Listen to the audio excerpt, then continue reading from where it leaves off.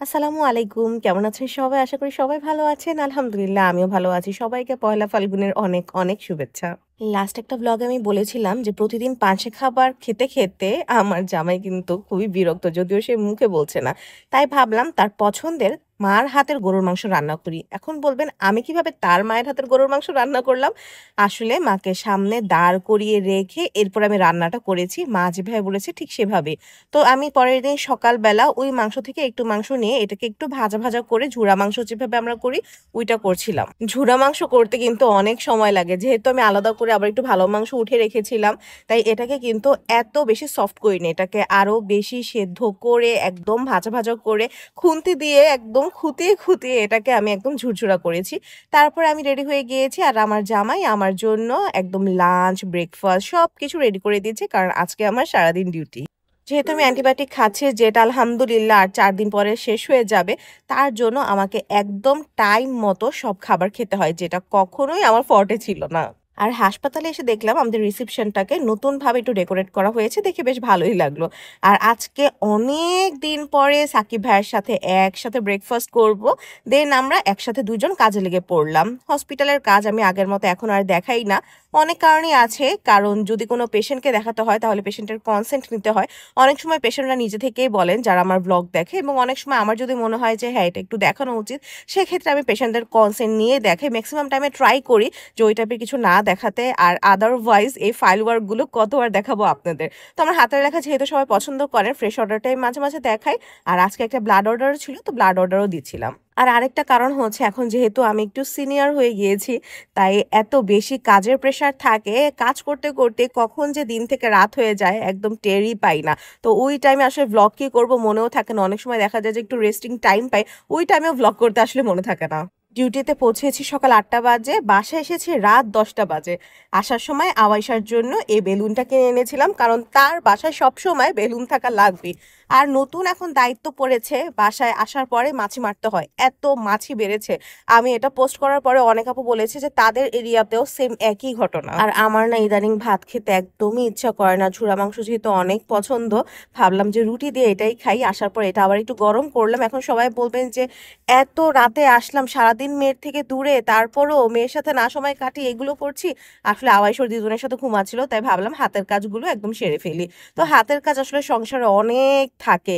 এই যে এখন ভিডিও করছি এজন্য হয়তো আপনারা দেখতে পারছেন, আদারওয়াইজ এগুলো আসলে দেখে বলা সম্ভব নয়। যেমন এই দেখুন আওয়াইশাকে দেখেছিলাম যে বালিশের কাভার কি করছে না করছে বুঝলাম না, মনে হয় পানি ফেলছে, এই জন্য ওর বাবা ম্যাচ ছাড়া একটা বালিশের কাভার পরাইছে।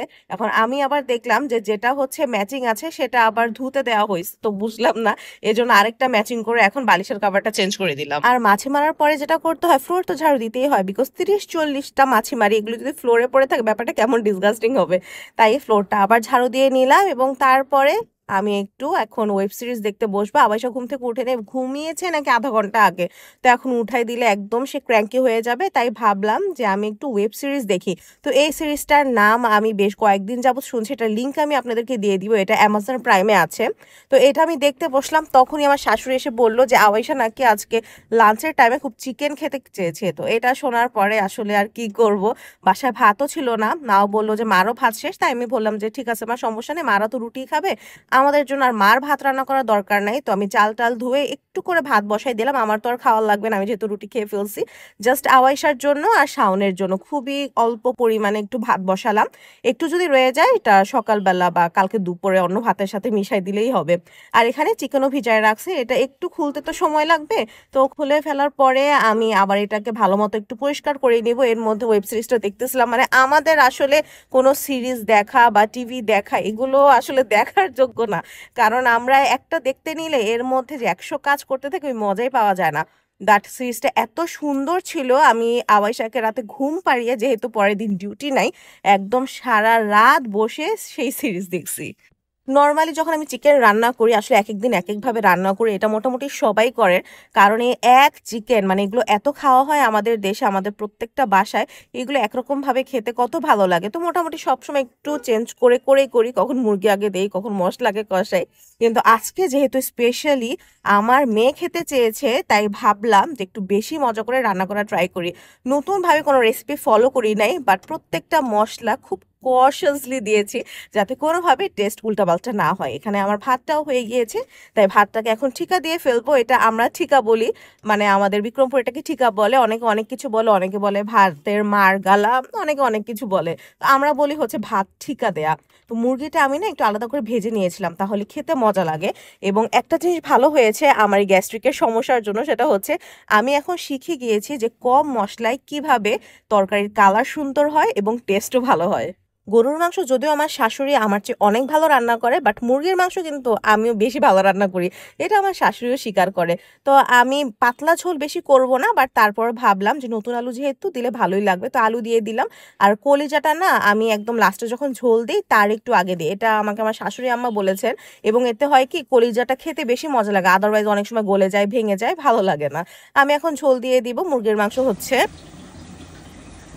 এই ফাঁকে আমি রান্নাঘরটা একটু ক্লিন করে ফেলি। মোটামুটি খুবই অল্প পরিমাণে থালা বাসন জমেছে, কারণ যেহেতু যখন যে কাজ করে একদম ক্লিন থাকে। আর তেমন কিছু তো আসলে রান্না করিনি, জাস্ট মুরগির মাংস আর ভাতই, তো খুব কম থালা বাসনই ছিল। বাট যেটাই ছিল ওটা পরিষ্কার করার পরে আবার সিঙ্ক আমি মেজে রাখি। হয় কি, মানে সিঙ্কটা আপনি একবারে রাতের বেলা মাজলেও হয়, অথবা দুপুরবেলা যখন রান্না করি তারপরে মাজলে একদম রাতে ঘুমানোর আগে মাজলেই হয়ে যায়। কিন্তু আমার মানে দিন দিন এটা কি সূচিবায়ু বলবো না কি বলবো জানি না, কিন্তু আমার এখন এমন হয়েছে যে যখন আমি থালা বাসন মাজি এরপরে আমি সিঙ্কটা পরিষ্কার করে ফেলি। কারণ আমার বাসায় মাছির পাশাপাশি পিঁপড়ারও উপদ্রব খুব বেশি। সরি, আমার একটু মানে উল্টাপাল্টা হয়ে যাচ্ছে, আমি একদম পিঁপড়া পিঁপড়া এগুলো বলা শুরু করেছিলাম, এরকম হয় অনেক সময় ভয়েস ওভার দিতে গেলে উল্টাপাল্টা কথা বলে ফেলি। তো পিঁপড়ার উপদ্রবের জন্য আমি করি কি, যে ট্রাই করি যে কোনো কিছু সিঙ্কে না জমা থাকুক। একটু পরে যদি পিঁপড়া এসে পড়ে তখন আমার কাজ আরো অনেক গুণ বেড়ে যাবে, তাই এর রিস্ক নেওয়ার কোনোই দরকার নাই। আমার মুরগির মাংস রান্না একদম ডান, জাস্ট ফ্লেভারের জন্য লাস্টে কয়েকটা আস্ত কাঁচামরিচ দিয়ে দিব। এর মধ্যে দেখেন আওয়াইশা ঘুম থেকে উঠে চলে এসেছে এবং তাকে আমি তার গিফটটা দিয়ে দিলাম। আর সেটা কি, সেটা হচ্ছে বেলুন। মাশাল্লাহ, সে এত বেশি খুশি হয়েছে এটা পাওয়ার পরে। মা,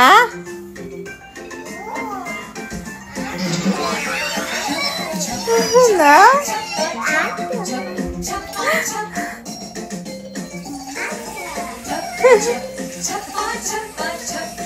এখন তার সাথে একটু খেলাধুলা করে তাকে আমি মুখ ধুইয়ে একটু ঝুটি করে দিব, কারণ খাওয়াতে বসবো আর ঘুম থেকে ওঠার পরে ফ্রেশন আপ না হলে কিন্তু ভালো লাগে না, খুব অগোছালো লাগে, এলোমেলো লাগে। এখন থেকে যদি তাকে অভ্যাসগুলো না করে তাহলে বড় হয়ে কিন্তু সে এত পরিষ্কার পরিচ্ছন্ন হবে না, তো গুছানো হবে না।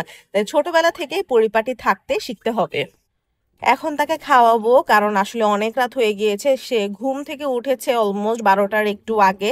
তো তার জন্য আমি নিয়ে নিলাম ভাত আর এই যে মুরগির মাংস। দেখে মনে হচ্ছে অনেক মশলা, বাট আপনারা তো দেখেছেন আমি খুব বেশি মশলা দেইনি।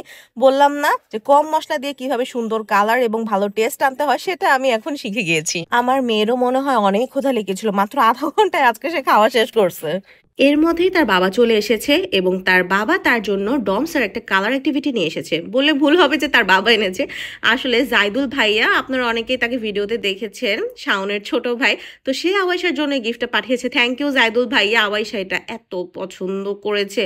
তার প্রতিদিন এটা দিয়ে খেলা করা লাগবে, এবং শুধু কি খেলা, আমার একটা নতুন চাদর সে নষ্ট করে ফেলছে। বাচ্চারা এগুলো করবে, এগুলো না করলে তো তারা আসলে শিখতে পারবে না। তো আমি জিনিসটাকে খুবই এনজয় করি যে আওয়াইশা খেলতে খেলতে জিনিসপত্র নষ্ট করছে। জিনিসপত্রের চেয়ে আওয়াইশা যে নতুন নতুন জিনিস শিখছে, এটার প্রতি আমার মায়া আরো অনেক বেশি। কি হচ্ছে মা? মাম মাম আমি এতক্ষণ পরে একটু বিছানায় কাত হয়েছি, আর এখানে শাওন আওয়াইশাকে এই যে কালার করা শিখাচ্ছে। তারা বাপ মেয়ে এখন কালার করবে। দেখেন রাত 1:30 বাজে, আর একটু পরে আওয়াইশা ঘুমায় যাবে, কিন্তু আমি একদম ভোর পর্যন্ত আজকে সিরিজ দেখে শেষ করব, এটাই আমার প্ল্যান। একদম ফজর নামাজ পড়েই আমি ঘুমাবো। সো এই তো ছিল আজকে আমার ব্লগ। সবার কেমন লাগলো জানাবেন, ভালো লাগলে শেয়ার করবেন। Thank you for watching. আল্লাহ হাফেজ।